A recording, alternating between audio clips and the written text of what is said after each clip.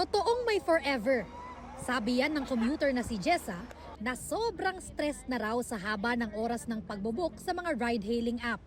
Naglalaan na nga raw siya ng hanggang 1.5 oras para mag-book, pero minsan hindi pa rin pinapalad. Very stressed talaga. Marami akong drivers na sinasabihin, Kuya, please don't cancel, late na ako. Kasi wala na talagang nag-a-accept or if meron man matagal siya. Ayon sa LTFRB, pagmumultahin na ang mga TNVS driver na magkakansela ng booking. 5,000 pisong multa sa unang offense, 10,000 pisong multa at 30 araw na i-impound ang unit sa ikalawang beses.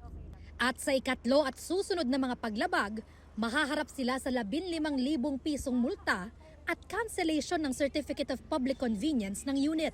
Kabilang daw sa mapaparusahan yung mga magkakansela ng booking para makaiwas sa mga biyaheng hindi gaano kataas ang singil.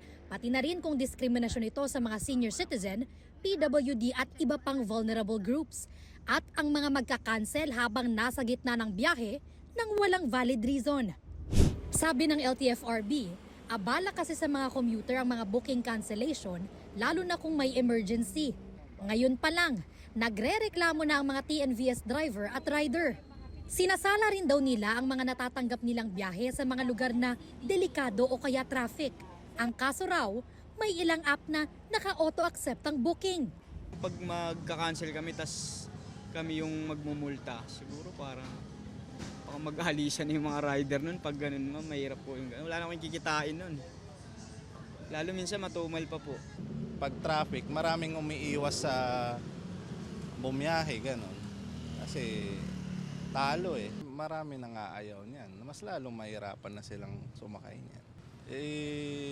I-reject mo na lang, wag mo nang acceptin kung ika-cancel mo lang din.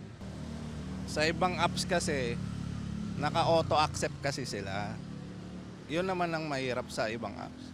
Pag matraffic talagang kakancel ka talaga eh. Pag matraffic eh. Bawas kita talaga yun. Ayon sa LTFRB, may ilang exemption naman sa pagmumulta tulad ng pag-cancel ng booking dahil sa kalamidad, nasirang sasakyan o dahil sa ugali ng pasahero.